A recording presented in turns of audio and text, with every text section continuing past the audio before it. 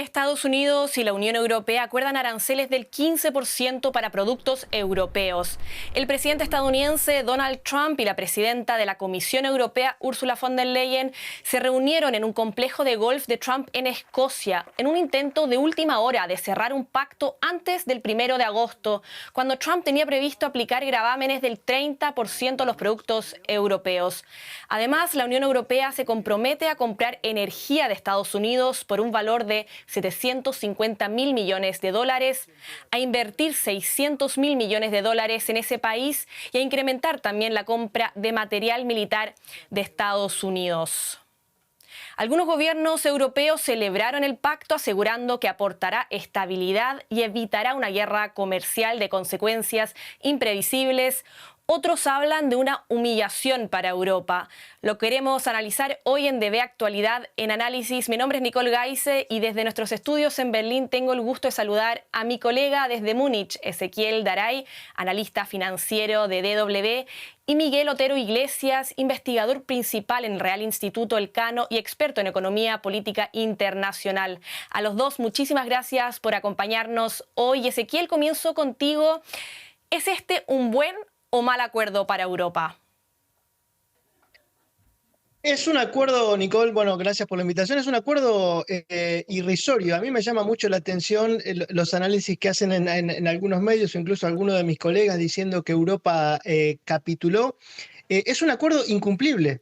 No hay manera de que se pueda llevar adelante este acuerdo, y yo no creo que Trump esté todos los años controlando a ver si se cumple, porque sí, el 15% de aranceles se va a aplicar, pero no hay manera de que Europa invierta 600.000 millones de dólares o de euros en los próximos 3 años, ni tampoco lo puede decidir Europa. No puede ir von der Leyen a decirle a Volkswagen, hay que invertir en los Estados Unidos. Lo hará Volkswagen si el negocio le es rentable o no.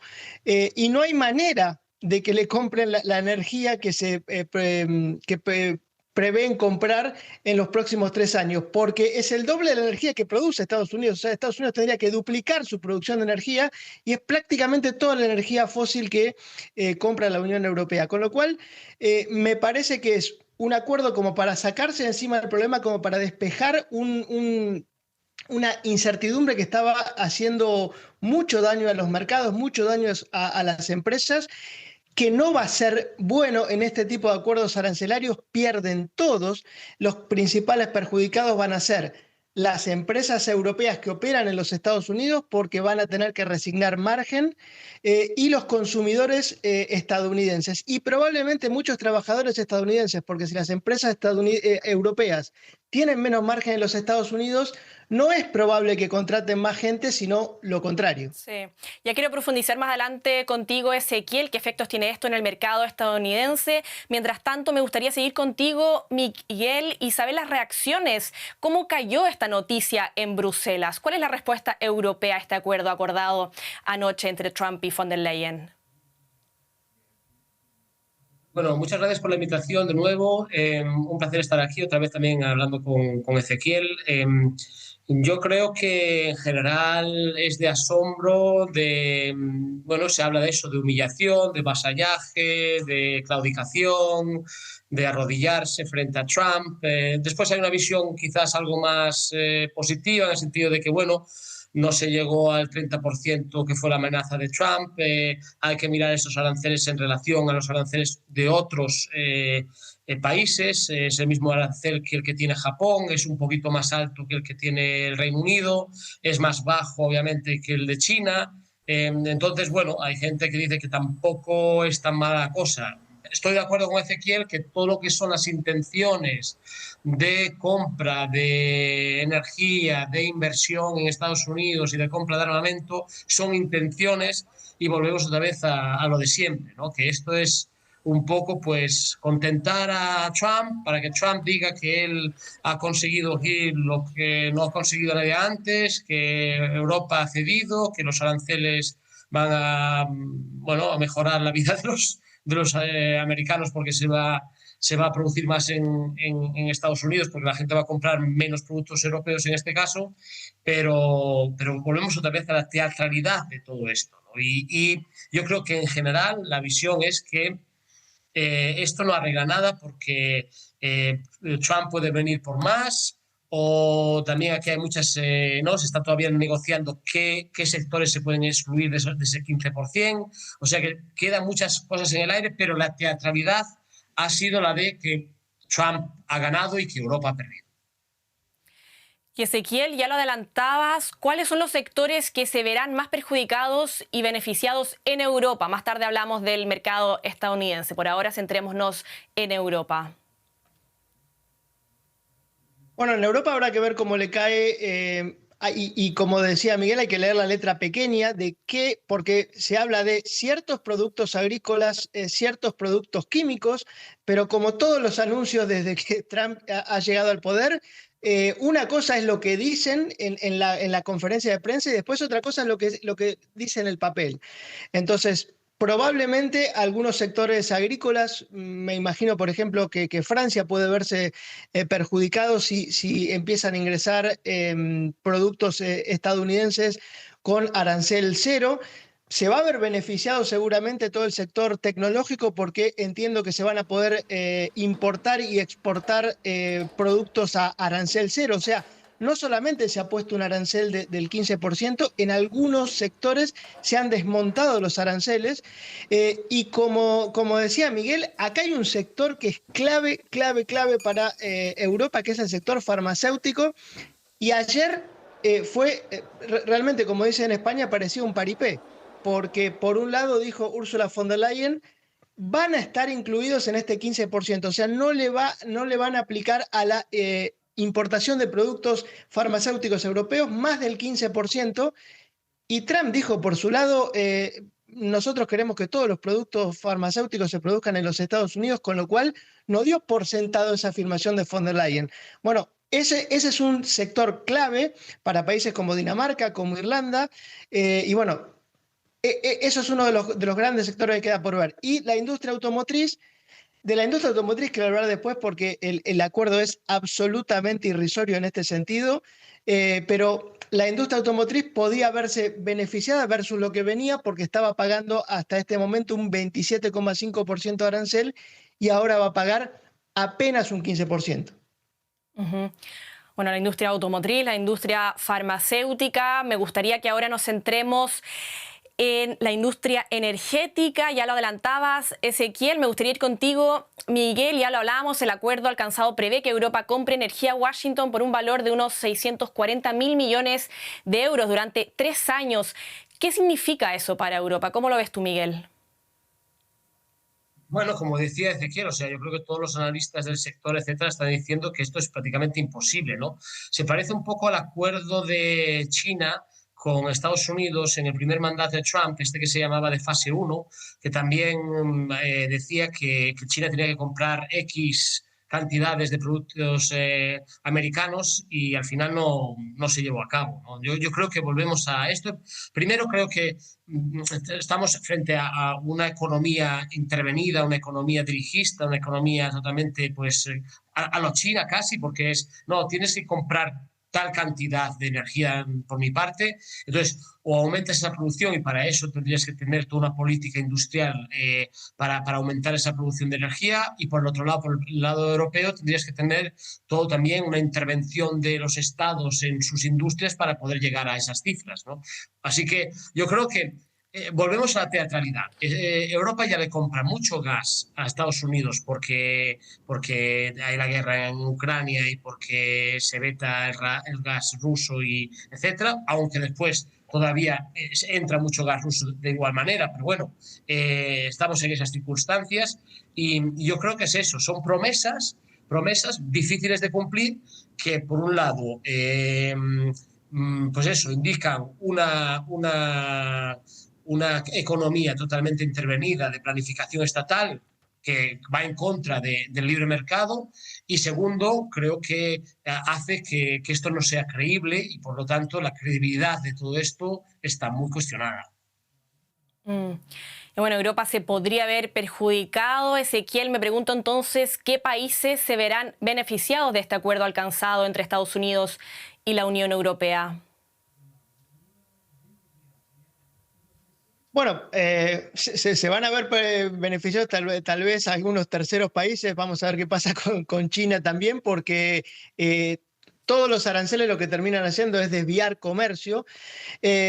Creo que es un buen acuerdo para Alemania, que quería un acuerdo rápido para despejar el camino, sobre todo del sector que más le importaba, que es el sector automotriz, a donde exporta el 10% de su producción a los Estados Unidos. Y lo que te quería señalar, es tan absurdo el acuerdo que, por ejemplo, una Volkswagen en Estados Unidos va a tener que pagar un 15% por importar vehículos desde Alemania. Pero al mismo tiempo le han puesto impuestos al acero y al aluminio, que es el principal costo que tiene la industria automotriz, los principales componentes del automóvil, del 50%.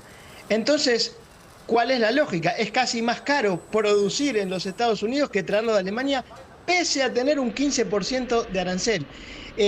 Y estas inversiones no pueden llevarse a cabo. O sea, Estados Unidos recibe una inversión extranjera directa de unos 300.000 millones de dólares al año. Esto implicaría que el 70% tendría que ser cubierto por empresas europeas. Simplemente es inaplicable. Con lo cual, me parece que incluso Alemania puede verse también beneficiado, y lo vimos la semana pasada con el anuncio de Merz con grandes empresarios de inversiones por 630.000 millones en Alemania, porque los grandes consorcios pueden empezar a ver a Europa como, o a Alemania, algunos de los países europeos, como un socio o como un destino un poco más confiable, porque realmente estos idas y vueltas, estos bandazos que está dando Estados Unidos para el inversor son muy negativos. Y pensemos una cosa, estamos hablando de las inversiones en los próximos 3 años. Las inversiones no se deciden en 3 años. Hoy las empresas, los grandes consorcios están pensando qué van a invertir en 2030, qué fábrica van a poner, qué productos van a fabricar. Con lo cual, esta manera de manejar el comercio va a ser perjudicial para Estados Unidos y podría llegar a ser, si lo aprovecha, una oportunidad para algunos países de Europa como Alemania. Muy interesante lo que nos comentas, Ezequiel. Me gustaría que repasemos los momentos claves del encuentro de anoche y seguimos con la conversación, porque tanto Donald Trump como von der Leyen calificaron lo pactado como un buen acuerdo. Escuchemos. Creo que es magnífico que hayamos llegado a un acuerdo hoy, en lugar de andarnos con jueguitos para no llegar luego a ningún acuerdo. Quiero dejar que lo diga usted, pero creo que es el mayor acuerdo jamás alcanzado. Muchas gracias.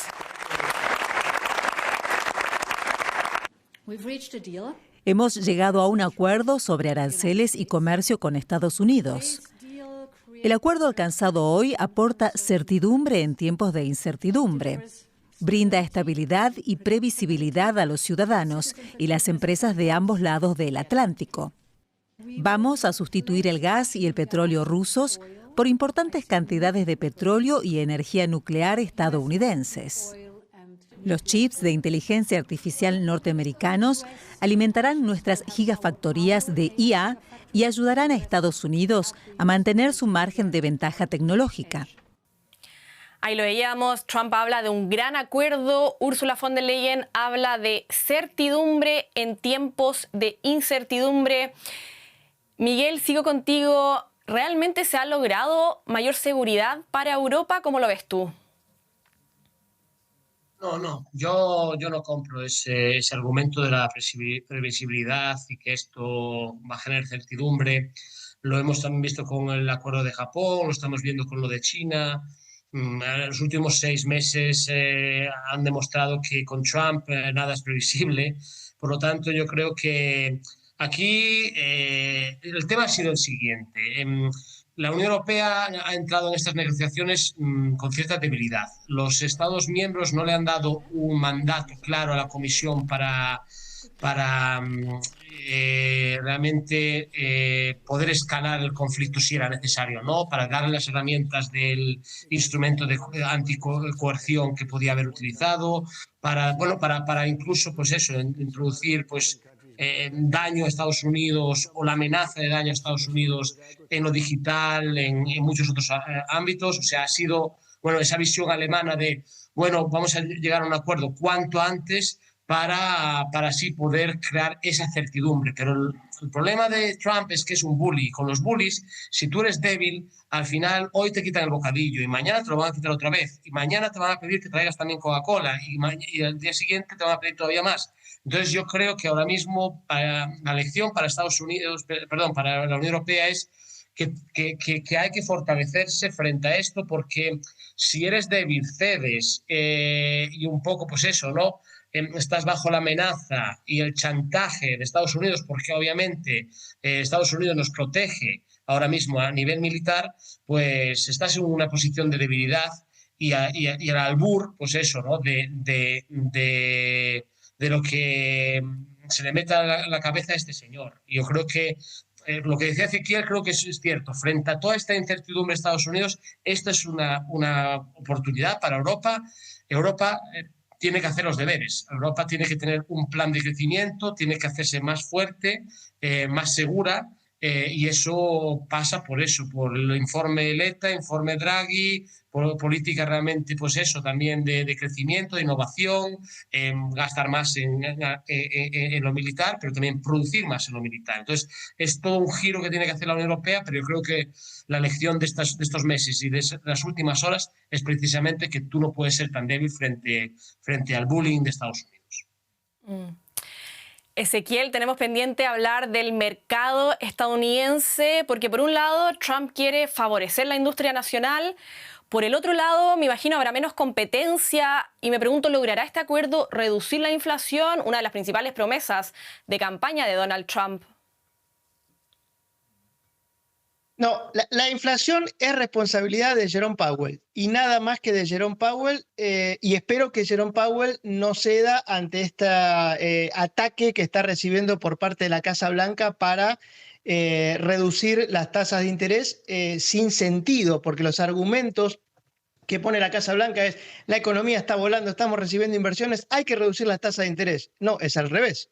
O sea, si la economía está volando, no hay ninguna necesidad de reducir las tasas de interés. Necesita reducir las tasas de interés porque tiene un endeudamiento tan grande que va a crecer con esta nueva ley de presupuesto que han aprobado, que de esa forma pagarían menos servicios de deuda. Y este acuerdo tampoco va a servir para reindustrializar a los Estados Unidos.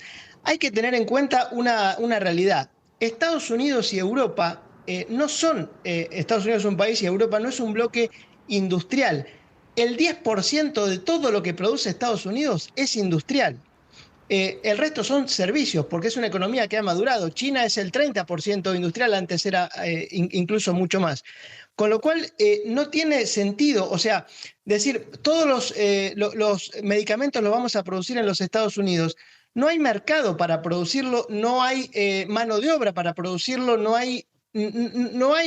están las condiciones para eso. Con lo cual, Estados Unidos no va a dejar de tener déficit con el mundo hasta tanto no deje de gastar más de lo que produce.